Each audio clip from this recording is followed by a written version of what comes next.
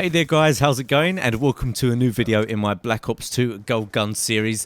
Now, if you don't know, in this series I go through all of the weapons that you can get camo for in Black Ops 2 and then get the gold camo. And with the experience that I have from having had to have, get all those kills and headshots and achievements to get that camo, and then mixed with looking at the properties and statistics of each weapon, I give you guys the best advice for what I think are maybe the best attachments, the best playstyle, and then possibly perks as well, because playstyle is as important as perks and attachments in this game. It's not all about just sticking on the right attachment and you'll do great. Sometimes it's about how you approach each gunfight and each situation, which will allow you to get the most out of each weapon. So first things first, what is the Peacekeeper? This is Call of Duty's first ever gun available through DLC. So it's the first time they've thrown another gun into the game after the release. It's available with the Revolution DLC. If you download that, it's available now on Xbox Live. And I presume it will be available on the other platforms eventually. It's normally a few weeks to maybe a month after the Xbox release. So this gun is advertised as an SMG and assault rifle hybrid, although it is in the SMG class. And just quickly, for those of you wondering, if you want to get camo for it, or the diamond camo that I've got here, you will need to have gold on all the other SMGs. If you don't have this DLC and you want to get diamond for your standard SMGs, you will also be able to do that without having to download the DLC, just for a few of you that were maybe a little bit confused about that. So it's got some very interesting statistics. Basically, it handles like a submachine gun, but fires like an assault rifle. And I'll go more into detail about that later in the video, but let's take a look at the recoil patterns and see how it behaves.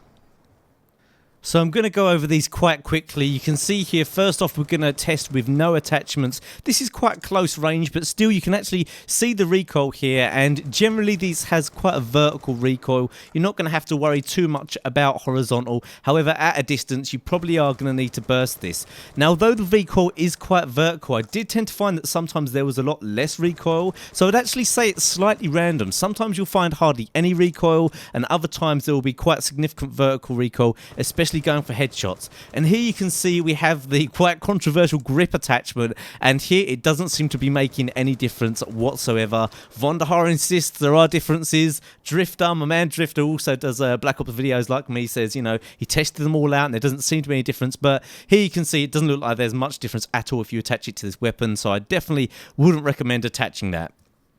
So first, let's take a look at some of the gun statistics, and then after that I'll go through my experiences and how I found the weapon, and I'll be able to give you my overall tips and advice for how to make the most out of this DLC gun. So it takes 4 to 6 shots to kill. This is quite reminiscent of an assault rifle, again backing up the way that this gun fires like an assault rifle, although handles like an SMG. So a lot of you who run around with SMGs aren't going to be used to having to put that many bullets into someone to be able to actually kill them. So it's not convenient for those of you guys who are rushers or into rushing gameplay. I would say if you're going to use this weapon and you've got that style of gameplay, you're going to have to change it up a little, put a bit of space between you and the enemy, try not to run into close quarters combat situations too much, although this gun can handle them okay. You know, if you're used to doing that with an assault rifle as well, you might not be too bad. So I'd say that this gun would tend to suit a guy who likes to play an assault kind of role, slightly defensive but does like to get involved in the action sometimes, but then also likes the idea of the extra mobility that a submachine gun brings. When you run a submachine gun, they have closer hip spread, which means when you're aiming from the hip you can be more accurate, and I've actually attached laser sight. I'll go into that in a little bit, which helps with that. Also, you run faster. With an assault rifle you run at 95% of your standard speed. With a submachine gun it is 100, and also while aiming down sight you can also move faster. So here you can see me aiming down sight. When I'm moving, I'm still moving relatively quickly like you would with a submachine gun. So if you like the idea of an assault play style, but you know, the idea of running faster and being able to move quickly, having better hip fire appeals to you, then this might be a gun that you definitely want to check out. So the most unique thing about this weapon and its main ability is the fact that it's very powerful over range, considering it's a submachine gun. Now, it's similar to the assault rifles in terms of its damage, but like I've said previously, it is a submachine gun, so you get those submachine gun kind of bonuses mixed with that damage range. But it is going to mean that you are going to probably lose out in very close quarters against most submachine guns, so bear that in mind if you do use this weapon. So taking all of this into account, what does this mean are the best attachments, perks, and game style. Now, I think attachments are actually the most important thing in Call of Duty Black Ops 2 anyway, because this is a weapon guide, and the attachments are the things that affect the weapon. So the reload is actually kind of fast on this. At first I thought it was quite slow, but then after playing the game a lot, I tend to find I didn't really need fast mags, so I didn't end up using that too much. The ones that I've gone for are reflex, suppressor, and laser sight. Now, of course, with attachments, it's a very personal thing, but with my game style, I just found these really useful, so of course I'm going to let you guys know the ones I think are best. Take note, of course, if you do use things like a suppressor, it does affect your range, and obviously the range is one of the advantages of this gun, so you might not want to mess around with that, but I just like the suppressor because it also reduces the muzzle flash. Now, that is the kind of little sparks that come off of your gun while you're shooting, so when you combine a suppressor, especially with a reflex sight, it just looks really clean while you're firing and makes it really easy to stay on target, so I quite like that.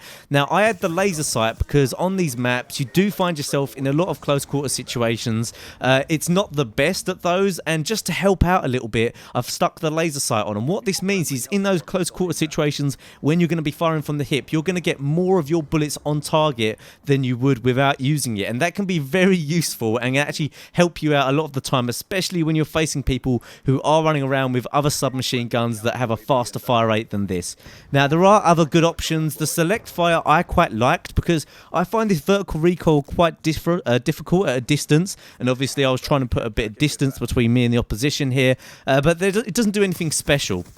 It's just kind of a 3 burst. It still takes 4 shots at least to kill, so it's probably going to be a 2 burst. So it's kind of good for handling recoil if you're finding the recoil difficult. I do actually see a lot of people say this gun has hardly any recoil, and you do see that a lot of the time, but like I said previously, it just seems random to me. A lot of the time it will have hardly any recoil, and then some of the times it will have a serious vertical recoil, and you'll especially notice it when you're going for headshots. So the best thing to do, which is normally the best thing to do with most guns, is just aim for just below the chest, and then even if it kicks up a little bit, you might struggle. If you can only see the head of the opponent, then you're definitely going to want to burst the weapon, otherwise you are going to have a tough time. Another attachment some people have recommended is the select fire attachment. I definitely wouldn't go for this. The reason being is that it massively affects your range. Apparently it reduces it by 60%, which is literally huge in terms of Call of Duty terms for how much something affects a weapon, and it takes up to about 900 RPM, which is similar to an MP7, and if you want to go for a fast firing submachine gun,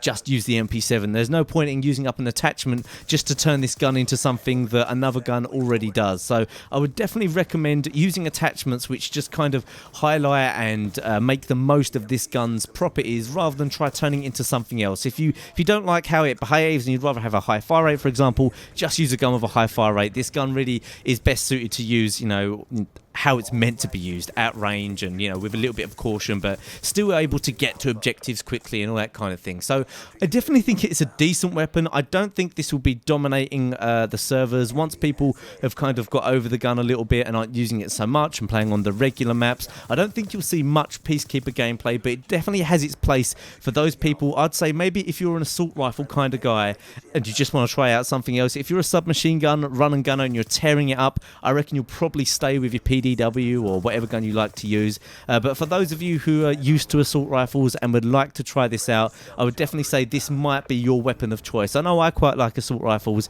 so this definitely does suit me. You have to play with it well. You have to be aiming down sight a lot. You do have to put a bit of space between you and the opposition.